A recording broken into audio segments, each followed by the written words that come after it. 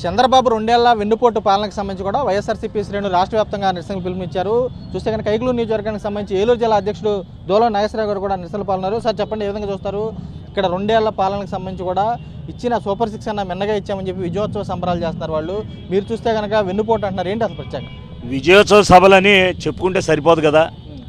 ప్రజల ముందుకు వెళ్ళి ప్రజల దగ్గరికి వెళ్ళి ఏదో గ్రామం వాళ్ళకి నచ్చిన గ్రామం ప్రతి గ్రామంలోకి వెళ్ళి అమ్మ సూపర్ 6లు ఇచ్చాము, సూపర్ 7లు ఇచ్చాము, ఈ కూటమి ప్రభుత్వం మీకు అన్నీ అందాయా, మీకు బాగుందని అడిగితే వాళ్ళు చెప్తారు.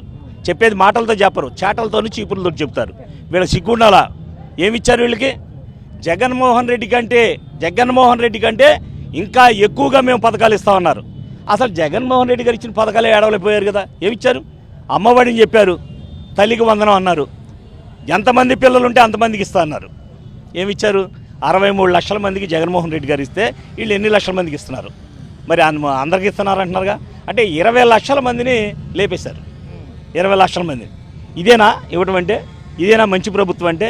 అలాగే రైతన్నలకు కేంద్రం ఇచ్చే దాంతో సంబంధం లేకుండా 20,000 రూపాయలు ప్రతి సంవత్సరం మీకు అప్పచెప్తా ఉన్నారు. 2 సంవత్సరాలకు ఏమి ఇచ్చారండి? 2 సంవత్సరాలకు ఏమి ఇచ్చారు ఇవాళకి? అసలు మీకు మాట్లాడే అర్హత మీకు ఎక్కడుంది? అలాగే జగన్మోహన్ రెడ్డి గారు పాలనలో రైతుకు ఫ్రీ ఇన్సూరెన్స్ మీరు కట్టలేరు, టైంకి కట్టలేకపోవచ్చు, డబ్బులు లేకపోవచ్చు, విధి వైపరీత్యాల వల్ల నష్టపోతున్నారు అని ప్రభుత్వం ద్వారానే కోట్లాది రూపాయలు కట్టి ఆ వైద్య ఇబ్బందులు జరిగినప్పుడు, ఆ తుఫాన్లు వచ్చినప్పుడు మరి ప్రతి ఇంటికి కూడా వేలాది నుంచి లక్షలాది రూపాయలు అందించాం, మా చేతులతో అందించాం. ఈ రోజున ఎక్కడిస్తున్నారు? అసలు ఇన్సూరెన్స్ ఉందా? ఇన్సూరెన్స్ మీరు కట్టుకోండి, ఏదైనా మా పంటలు పోయినాయి కదా అంటే మీరు ఇన్సూరెన్స్ కట్టుకోలేదుగా, ఇది చెబుతున్నారు. ఇలా ఆక్వా రైతుల పరిస్థితి దయనీయంగా ఉంది. ఆక్వా రైతుల పరిస్థితి దయనీయం అంటే ఆక్వా రైతుల పరిస్థితి గురించి పాపం మాట్లాడితే వాళ్ళ విషయం ఎత్తితేనే కళ్ళంట నీళ్ళు వస్తాయి ఎవరికైనా. ఎందుకో తెలుసా? అడవబోతే ఏదో అమ్మబోతే అడవి, కొనబోతే కొనివి. అమ్మబోతే ఆ రొయ్యల పంట పండినోళ్ళు పోయినోళ్ళు కాకుండా పంట అమ్మితేనేమో అందరూ వీళ్ళే సిండికేటు, వాళ్ళ ఇష్టం వచ్చిన రేటు. కొనాలి, ఈ ఫీడ్ కొనాలంటే అందరూ వీళ్ళే సిండికేటు, వాళ్ళ నచ్చిన రేటు వాళ్ళ మార్కెట్. ఇంకా అంతకంటే ఏం చెప్పాలా? దోపిడీ, అటు దోపిడీ, పంట పండినోడు దోపిడీకి గురవుతున్నాడు, పండనోడేమో నెత్తిని ముసుకేసుకుంటున్నాడు. మళ్ళీ మేపాలంటేనేమో వాళ్ళ ఇష్టం వచ్చిన రేట్లకు మళ్ళీ మేపాలి. ఆక్వా రైతాంగం పడుతున్న ఇబ్బందులు, వాళ్ళు పడుతున్న నష్టాల గురించి చూస్తే అదే జగన్మోహన్ రెడ్డి గారు అయితే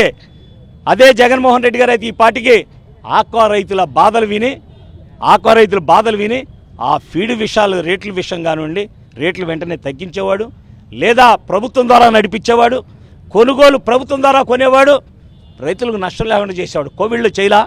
కోవిడ్లో ఎక్కడ ఎవరు కొనంటే ప్రభుత్వం ద్వారా ఎందుకు కొనరు మీరు, లేకపోతే నేనే కొంటానంట ముందుకొచ్చాడు. అలా ఎగుమతులు లేవంటే ఎగుమతులు ఎందుకు లేవని ఎగుమతులు ఇలా చూశాడు. అలాంటి ఇవాళ ఆక్వా రంగం ఇవాళ ఎవరికి చెప్పులేని దిక్కులేని పరిస్థితిలో ఉన్నారు. కరెంటు రూపాయన్నర కరెంట్ అన్నారు, ఎంతగా బిల్లులు కట్టే రైతులను అడగండి చెప్తారు. రూపాయన్నర కరెంట్ అన్నారు, రూపాయన్నర కరెంట్ వస్తుందా? వీళ్ళు వేలాది రూపాయలు పెంచి చేసి బిల్లులు కట్టింది, లేదంటే ఫీజులు పీకేయటం. ఇది పరిస్థితి ఈ రోజున. ఇవాళ ఒకటి కాదు, ఇవాళ ఒక దాని మించి ఒకటి. ఈరోజు నిజంగా పేదవాళ్ళు, ఓబీసీ పేదలు ఉన్నారు, అంటే కాపుల్లో పేదలు ఉన్నారు, రాజుల్లో పేదలు ఉన్నారు, కమ్మరిలో పేదలు ఉన్నారు, వయసుల్లో పేదలు ఉన్నారు, బ్రాహ్మణుల్లో పేదలు ఉన్నారు, ఓసీలు వాళ్ళంతా. వాళ్ళకి 15,000 రూపాయలు ప్రతి సంవత్సరం ఇచ్చేవాడు. 2 సంవత్సరాల నుంచి 3వ సంవత్సరం వచ్చి 2 సంవత్సరాల నుంచి 30,000 రూపాయలు రావాలి, వాళ్ళకి లేవు.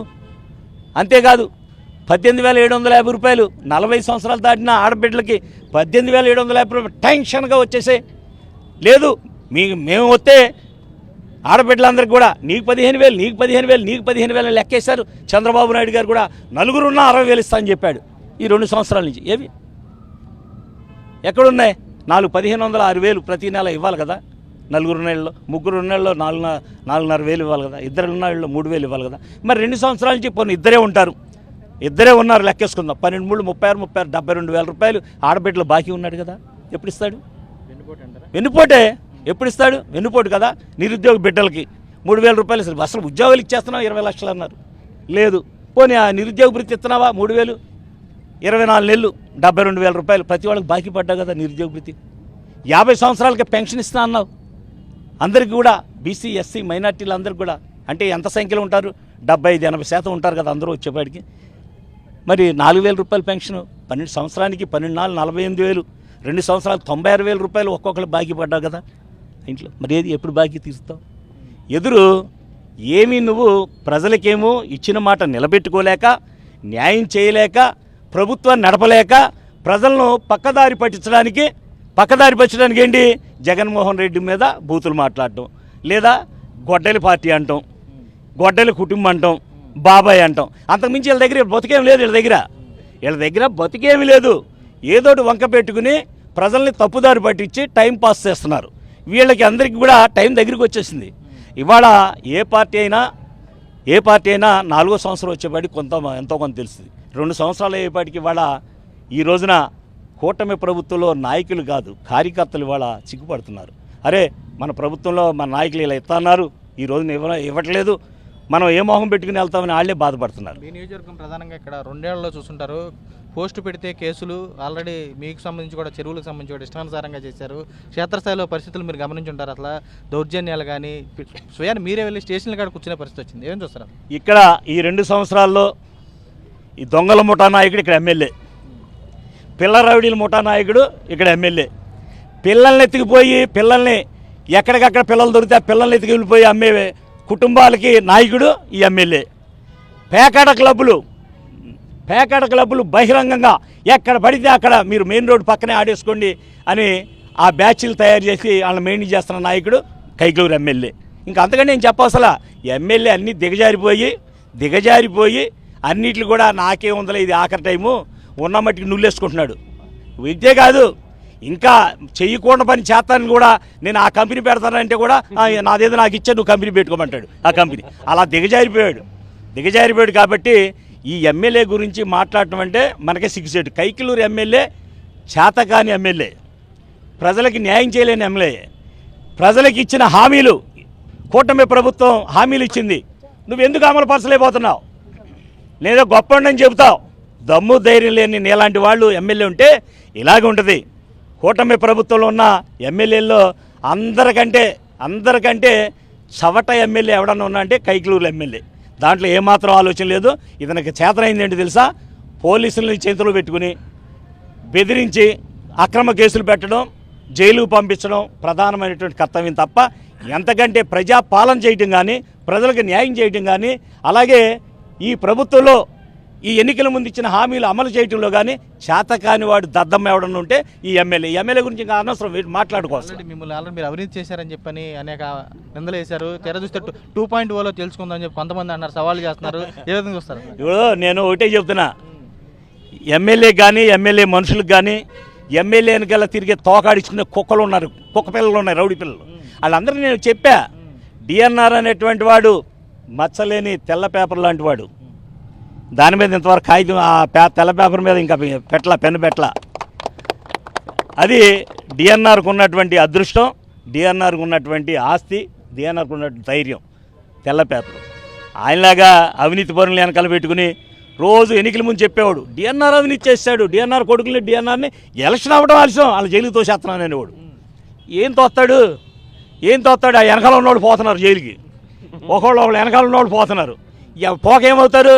ఒకళ్ళేమో దళితులు పట్టుకుని దళితులను తిట్టేసి దళితులను కొట్టేసి పడవటానికి వెళ్ళిన బ్యాచ్ ఒక బ్యాచ్, ఇంకో బ్యాచ్ ఏమో పిల్లల్ని అమ్ముకుని పెద్ద మగవాళ్ళ తిరుగుతున్న కొత్త కార్లు, పెద్ద కార్లు తిరిగే బ్యాచ్ ఇంకో బ్యాచ్ ఏమో పెద్ద క్లబ్బులు నడుపుతాయి, ఎక్కడ చూసినా పేకడ క్లబ్బులతో నడిపే బ్యాచ్ ఇంకోటి కూడా చూస్తే ఈ మధ్యన ఏమైందబ్బా, 2020 జరిగినాయి.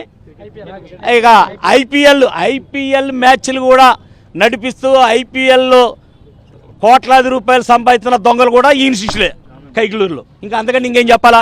అంతేకాదు ఈ ముందుకంటే గంజాయి తాగుతారు చూడు, ఆ గంజాయి దొంగల్ని గంజాయి సెటిల్మెంట్ కూడా చేసేది కూడా ఈ ఎమ్మెల్యేనే. ఇంకా అంతకంటే హీనంగా ఉంది.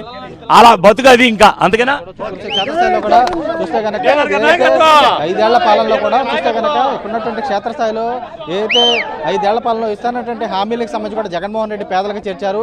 చూస్తే కనుక 2 ఏళ్ల పాలనలోనే కూటమి కూడా ఎవరూ ఎదుర్కొనేంత వ్యతిరేకత మూట కట్టుకుందని చెబుతున్నారు. ఇక్కడున్నటువంటి ఎమ్మెల్యే కూడా పూర్తి స్థాయిలో కూడా క్లబ్బులకి పబ్బులకి పూర్తి స్థాయిలో చూస్తే కనుక అనుమతులు ఇచ్చే స్టేజ్లో ఉన్నారు. క్షేత్రస్థాయిలో చూస్తే కనుక చేపల దొంగగా మారిపోయారు. మరి రేపు పిల్లల్ని ఎత్తుకుపోయేటువంటి ఎవరైతే ఉన్నారో వారు కూడా వంత పడుతున్న పరిస్థితి కూడా కనపడుతుంది.